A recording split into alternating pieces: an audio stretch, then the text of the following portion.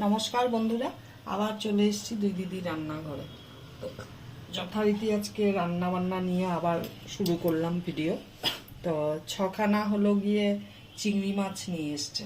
এটা গলদা চিংড়ি কিন্তু বড় আছে। তো আমি কি করেছি, ধুয়ে হলো গিয়ে এটাকে ভালো করে লেবুর রস দিয়ে ধুয়ে টুয়ে নুন টুন দিয়ে ভালো করে নুন হলুদ আর একটু লেবুর রস মাখিয়ে আর একটু তেল মাখিয়ে রেখেছিলাম। তারপরে এই যে কাঠি টুথপিক হয় না, টুথপিকটাকে এই যে পেছন থেকে ঢুকিয়ে দিয়েছি, তাহলে এসে যাবে না, গোল হয়ে যাবে না। চিংড়ি মাছ ভাজতে গেলে পুরো গুটিয়ে যায় না, সেটা হবে না, লম্বা লম্বাই থাকবে এইভাবে।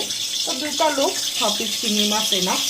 এটা করব হলো গিয়ে ফুলকপি আর আলু দিয়ে। ফুলকপিটাকে একটু হলুদ দিয়ে ভাপিয়ে নিয়েছি, তাহলে ভাজার সময় আর হলুদ দিতে লাগে না।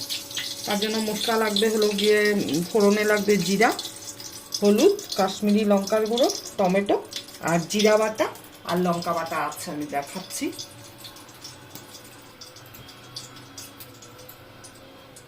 এই যে জিরা আর ধনে লঙ্কা বাটা আছে, যতটা লাগবে পরিমাণ মতনই দিব।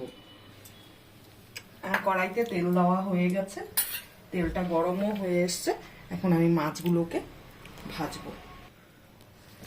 ভুল বলেছি, 6 পিস না 8 পিস মাছ। তো এগুলোকে এখন আমি ভাজবো।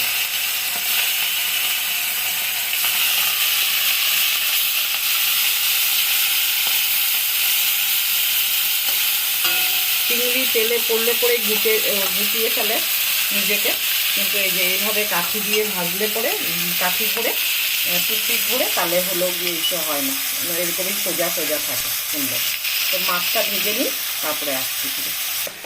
চিংড়ি মাছগুলো ভাজা হয়ে গেছে, এখন আমি তুলে নিব।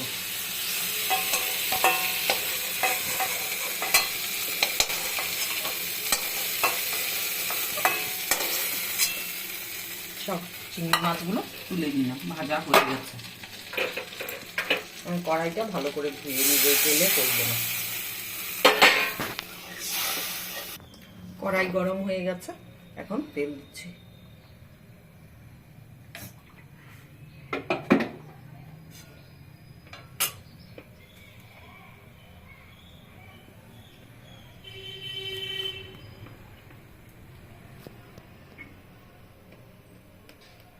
উঠে গেছে, এখন এই অবস্থায় আমি ফুলকপিটা ভাজবো। ফুলকপিটা একটু নুন আর হলুদ দিয়ে সেদ্ধ করে দিতে।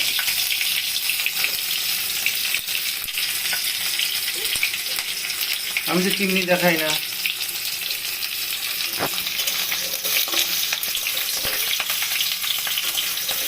ফুলকপিটা ভাজা হয়ে গেছে, এখন তুলে নেব। আমি ছোট একটা ফুলকপি দিয়ে করছি, অল্প জিনিস, অল্প অল্প দিয়েই করছি।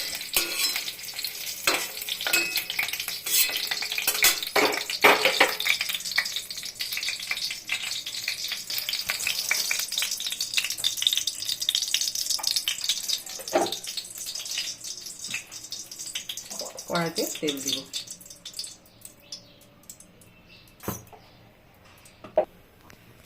তেল পুরো গরম হয়ে গেছে, ধুয়ে উঠছে। এখন আমি গোটা জিরাটা ফোড়নে দিব।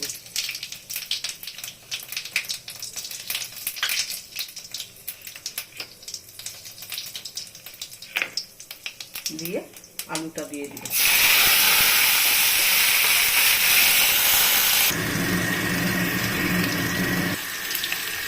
আলুটা 60% ভাজা হয়ে গেছে। এই অবস্থায় আমি এখন টমেটোটা দিচ্ছি। টমেটোটা দিয়ে আরেকটু ভাজবো। আর এখানে হলো গিয়ে জিরে বাটা, ধনে বাটা আর লঙ্কা বাটাটা আমার আন্দাজ মতন আমি নিয়েছি, 1 চামচ 1.5 চামচ হবে এখানে। আর নুনটা যার যার বাড়ির স্বাদ অনুসারে আমি 1.5 চামচ নুন নিয়েছি। আর এটা হলো গিয়ে গরম জল, আমি ঝোলে হলো গিয়ে গরম জলটাই বেশি ইউজ করি। এই যে গরম জল।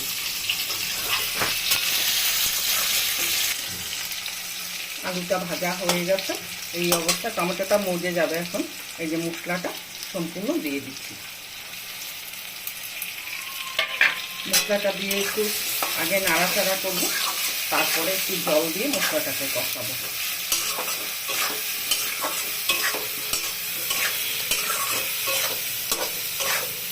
কষানোর সময় আমি গ্যাসের সিমটাকে একদম কম করে রাখি, একদম সিম করে দিই। এখন আমি একটু জল দিয়ে দিব।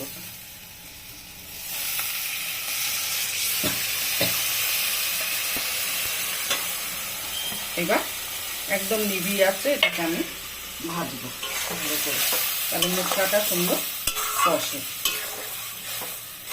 আর গ্যাসের আঁচ বাড়িয়ে দিলে কি হয়, মশলাটা ভাজা হয় না, মশলার একটা গন্ধ থেকে যায়।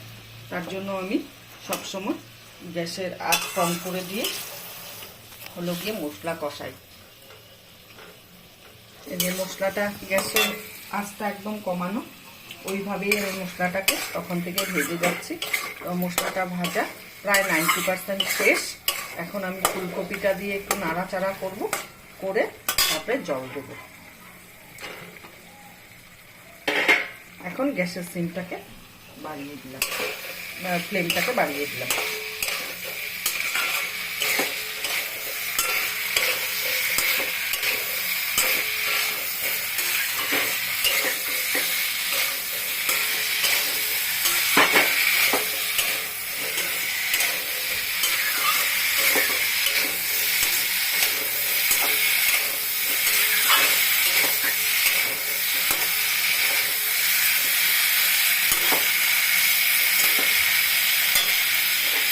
এই অবস্থায় আমি এখন মশলা ভাজা হয়ে গেছে, মশলা দিয়ে ভাজার জন্য ভেজেছি যে পুরো লেগে যাচ্ছে কড়াইয়ের মধ্যে, এখন তেলও ছেড়ে দিয়েছে আর হলো গিয়ে মশলা ভাজার একটা গন্ধ বেরিয়ে যাচ্ছে।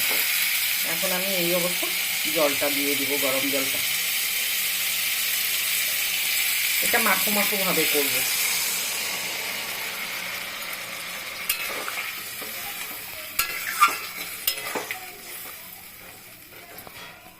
এখন আমি ঢেকে দিব সুন্দর করে, আঁচটা বাড়ানোই থাকবে কিন্তু ঢেকে দিব। তাহলে সেদ্ধটা, ফুলকপি সেদ্ধ হয়ে গেছে, আলুও সেদ্ধ হয়ে গেছে, তাও ঝোল দেওয়ার পরে আঁচ বাড়িয়ে দিলে ঝোলটা ভালো করে টকবকিয়ে ফুটে, ওটা টেস্ট আলাদা হয়।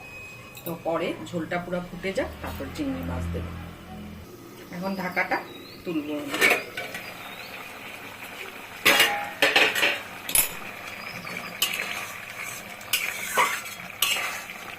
আলু তো একদম সেদ্ধ হয়ে গেছে, আর ফুলকপি তো ভাপ দেওয়াই ছিল, ফুলকপিও সেদ্ধ হয়ে গেছে। এখন আমি চিংড়ি মাছটা দেবো এর মধ্যে।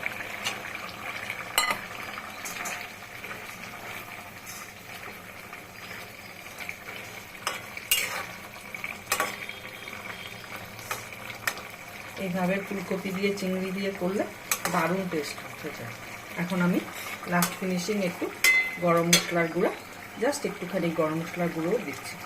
বেশি তেল মশলা দিয়ে খুব কমই আমি রান্না করি, চেষ্টা করি কম তেল মশলা দিয়ে রান্না করার, যাতে খেতেও সুস্বাদু হয়, দেখতেও ভালো লাগে, আর পেটের জন্যও ভালো। এখন নামিয়ে ফেলবো। আমার হয়ে গেছে চিংড়ি মাছের ফুলকপি আলু দিয়ে রেসিপিটা। গ্যাস অফ করে দিলাম।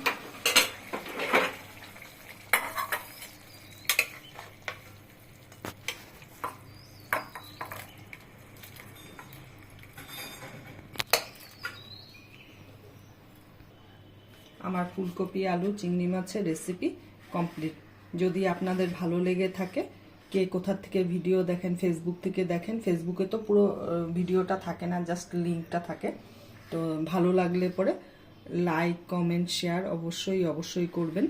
আর ইউটিউব থেকে দেখলে পরে চ্যানেলটাকে সাবস্ক্রাইব করবেন, আর হলো গিয়ে কমেন্ট করে জানাবেন।